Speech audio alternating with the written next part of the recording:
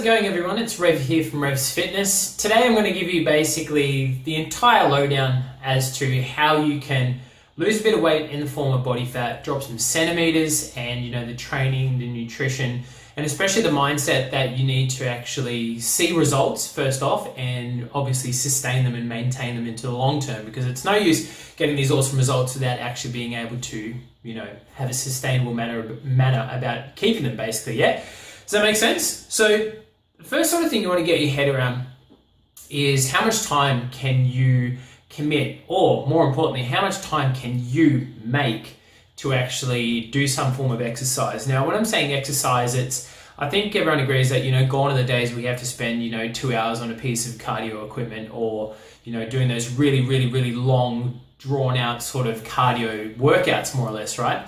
Not that they don't get results, but they're just inefficient and, in terms of time, and everyone being really time poor these days, it's not ideal. So what you sort of want to get your head around is, 30 minutes is all you really need.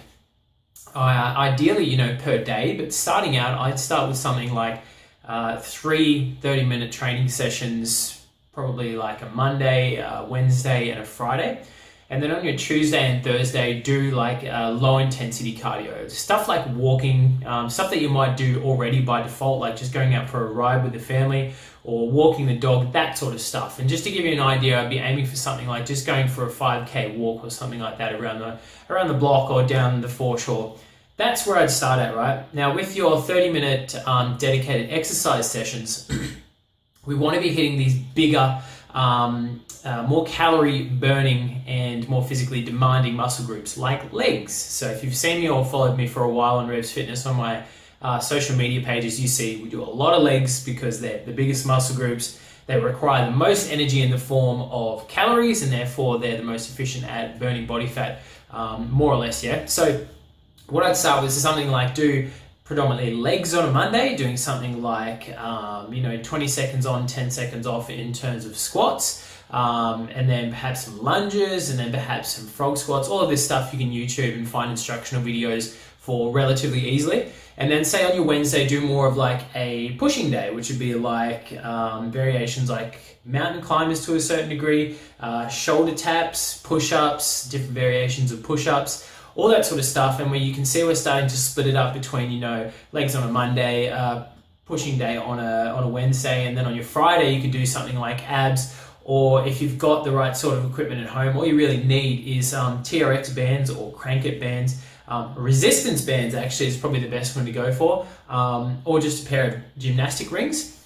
Wherever you can hook these things over, just so you can do rowing movements, back rowing movements, or pulling down movements. And all that sort of stuff is really important, especially if you're doing any sort of pushing movements, just to balance out what's going on between the musculature between our front part of our body and our back. We don't want to be, turning into rounded sort of cavemen and women as well, yeah? So that's how I'd sort of structure it. You only need 30 minutes, Monday, Wednesday, and Friday. In terms of your eating, it's really important to try and identify what you think your biggest, obstacles, but more importantly, your baddest habits. Like if I was to sit down in front of you right now and ask you, what do you think your worst habits are in terms of food? And I give you like 5 seconds right now. 5. You may have already thought of it, you may not, because we're just sitting here talking to each other awkwardly. But long story short is you really do need to identify what are those things that are actually holding you back in terms of food. Are you eating out a lot?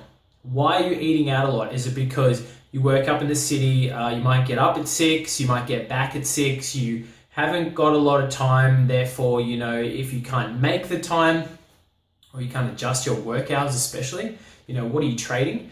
Then we've got to try and figure out a way to, number one, identify and address why you can't eat the right sort of foods, or if you are eating out, what are some of the healthier alternatives for you to eating out that are going to be better for you? Stuff like Mexican is a really good go-to that I go for.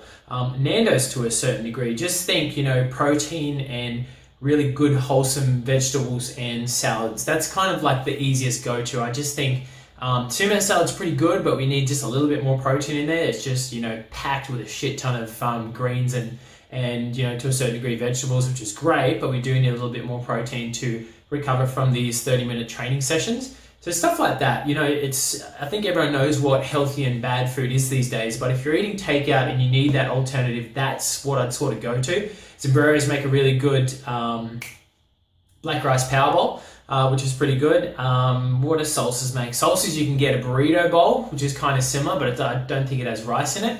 That sort of stuff. You want to kind of deconstruct a burrito or a taco or something like that, but Mexican's really good like that, and especially because they've got a lot of legumes in there as well, which makes it higher in protein and a good sort of balance of carbs as well. So if junk food or eating out or eating fast food, I should say, isn't your major sort of obstacle, what is? Are you drinking a lot of alcohol? You're drinking, 1, 2, 3 glasses of wine per night. Those sort of liquid calories, you got to think about breaking down what sort of calories are in these meals or in these drinks, I should say.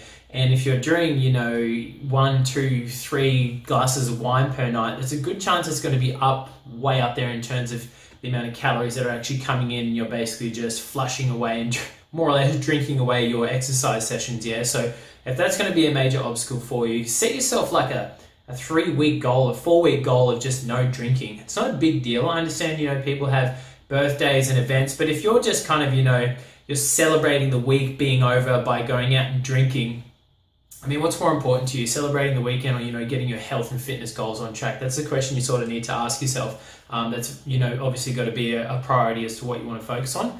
If it's not alcohol, could be that you're overeating. It's entirely possible these days because, as I mentioned before, everyone knows what healthy and bad food is. It's entirely possible to overeat on healthy food. At the end of the day, you want to get an idea of how many calories you should have. And we don't want to be consumed by counting calories and doing that, but it's a really good practice to get into just to start out so that you understand your portion sizes, so that you understand, the right sort of macronutrients that you need in terms of protein, carbs, and fats, and, how they help your body function and get you the sort of fitness results that you actually want. And especially you want to make sure that when you're counting these calories, you're doing it in a fashion so that you understand it for next time. It seems like a burden for probably the first week, I reckon, for a lot of people. And once you do that, and using an app like MyFitnessPal, fantastic app. Get that one if you haven't got it already. Counting your calories through there is really awesome because it literally just saves your meals. As well as saving your meals, it saves the items that you can actually scan the barcode on. And that's something that you can just refer back to if you're a habitual eater and you're eating more or less the same thing on a weekly sort of basis, which is really, really good. And then you'll get an understanding of, your calorie intake, whether you're overeating or potentially undereating as well. It's entirely possible to plateau by undereating, but it just gives you more of an insight as to, what you actually need in terms of food. And it gives you a better relationship with food in terms of thinking of food as fuel to recover from your sessions, to feel better, and all of those, weight loss in terms of body fat and dropping centimeters come by default, but we still want to, track those things so that we can gauge progress and see if we can do things faster as well. Keeping a food diary within that MyFitnessPal app as well, which is worth mentioning, gives you something historically to look back on. So if you find that something's worked better in the past 3 to 4 weeks, and then you do it for another 4 weeks or change it up a bit, doesn't get as fast results, you can sort of revert back to that and figure out what actually is working for you, and you can sort of attack it that way. So that's a really sort of, might seem broad, but it's a very basic and it's a very simple approach to getting your nutrition and getting your eating on track to start with. I suppose one of the biggest things that I find is, how do you take someone that's relatively new to exercise or is just getting back on the bandwagon, for use of a better term, after a few years off? How do you get someone from point A, which is, very anxious about starting training, probably even a bit fearful, that they might feel like they're going to spew or you more or less die, something ridiculous like that. But, these are thoughts that occupy everyone's minds who are starting a fitness goal for the first time. How do you get someone from that mindset to a mindset of belief, actually believing in themselves? And once you get that sense of belief, the best business owners, the best sporting athletes, these people who are performing at peaks in whatever industries and, health and fitness goals that they're pursuing, they are, just an epitome of self-belief. And that's not to come across as an arrogant thing. It's just that they so heavy-handedly believe that they can do something and they've seen it work, that they naturally just their life embodies exactly that, whatever they're doing in terms of, the meal prep, the training, all of that stuff. So how do you go from point A to point B? It really is consistency and understanding that motivation really does come from doing the things that you need to do in order to see results consistently. That's it. That is the bottom line of going from point A to point B, is that consistency. When you get little, fluff ups in your routine, your healthy habits and all that sort of stuff, just acknowledge it, that it is normal, and try and identify, go into a problem solving mode, not this depressive mode of, you suck, I can't do this, I can't do this. Take the T off and you actually can. But, go into a problem solving mode, especially when you fall off the bandwagon, or, you might eat something that you shouldn't have when you hadn't planned to, and try and identify exactly why that happened. Were you stressed? Were you hungry? Were you tired? Were you more or less, overcome with negative thoughts or something like that? And once you pinpoint that sort of stuff, you gain power over it, and then you can actually move forward and address it when it comes up in the future. But you do have to sort of plan for those things, and you really do have to stay consistent with these things that obviously you need to do as well. Yeah. So if all of that doesn't make sense, I'm actually doing a little special at the moment. If you've heard about my online training program called the 8-week body toner program, usually goes for $220. I'm getting rid of it at the moment for $35. That's the whole thing. And basically what I'm going to do is put everyone in a Facebook group. You'll have access to me personally through this Facebook group. I'll coach you. I've got a registered nutritionist online that I use for my clients here in Rockingham as well. You'll have access to him as well. You can book consults with him, get more of an understanding of, the stuff that you need to eat in order to see results. And you can sort of go from there. Yeah. So if that's something that interests you, do let me know. I'm only taking on 8 people into this one because it's, it's quite time consuming to do that sort of stuff. But hey, if that doesn't work out for you, if it's not something you want to pursue, that's fine. Use the tips that I've given you. It's one thing to sit here in front of me right now and consume this information and go, oh yeah, that makes sense, and have a few aha and wow moments. If you don't implement, if you don't action these tips and information that you're getting, guess what changes?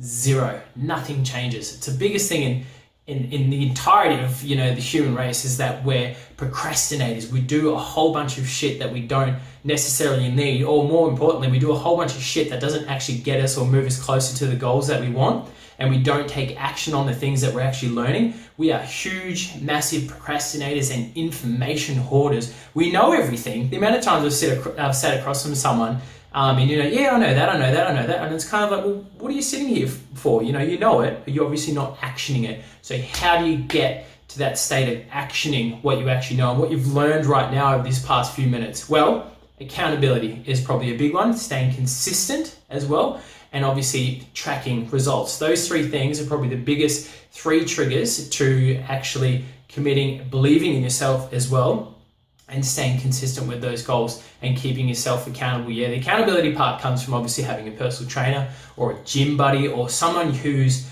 more or less in your corner, pushing you, giving you that little, tap to make sure that you're on track, and keeping your head in the game. More than anything, I find is just being able to talk things through with a professional or a friend or something like that really does help. So I hope that helped you guys out. If you do have any questions, do let me know. If you want to jump on board the 8-week body toner program for $35, let me know. Otherwise, I'll talk to you soon. See you later.